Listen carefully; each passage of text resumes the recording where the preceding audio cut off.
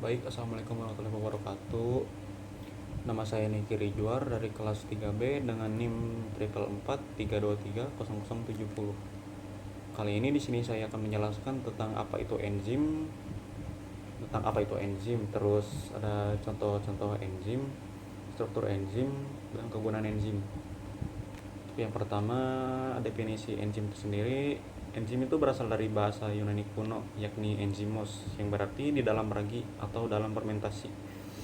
Hal ini dikarenakan peranan awal enzim ini sebagai katalis dalam proses biokimia, dalam proses fermentasi tadi. Jadi singkatnya tuh si enzim ini kayak mempercepat reaksi biokimianya. Kita ambil contoh seperti misal enzim ini adalah pembantu dan lalu reaktan adalah tamu yang berdatangan dan produk adalah ruang acara. Nah, ketika tamu datang sebagai kita anggap sebagai reaktan. Nah, disinilah peran pembantu terjadi atau peran enzim akan terjadi. Jadi si pembantu ini akan mengarahkan para tamu acara tadi ke dalam sebuah ruangan sehingga akan mempercepat proses reaksi yang terjadi. Seperti itulah.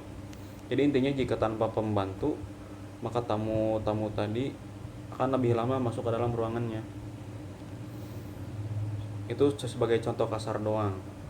Nah, lalu di sini ada contoh-contoh enzim. Di sini saya akan membahas tentang enzim lipase, lalu amilase dan pepsin. Untuk enzim amilase sendiri itu terdapat pada mulut kita. Enzim amilase ini dikenal juga dengan nama amilase saliva. Untuk kegunaannya tuh, cara kerjanya tuh kayak pernah gak sih kita mengunyah atau memakan nasi?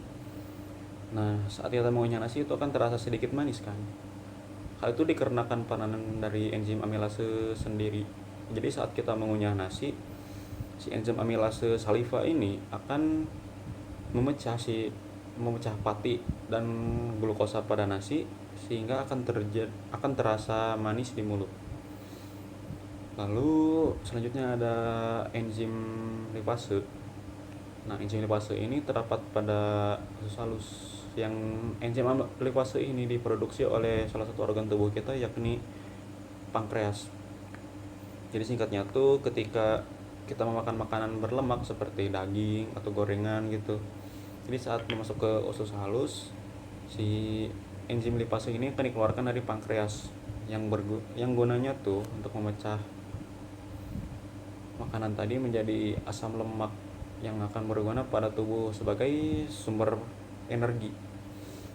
Lalu yang terakhir itu ada enzim pepsin. Nah, enzim pepsin ini terdapat pada lambung, yang dimana enzim pepsin ini akan memecah protein pada makanannya menjadi senyawa peptida. Lalu selanjutnya ada struktur dari enzim sendiri. Enzim sendiri terus strukturnya itu ada beberapa, yakni struktur primer, sekunder, dan tersier. Lalu untuk kegunaan enzim ini ya seperti dijelaskan tadi, enzim ini berguna sebagai katalis yang bisa mempercepat reaksi biokimia. Sekian penjelasan dari saya, kurang lebihnya mohon maaf. Wassalamualaikum warahmatullahi wabarakatuh.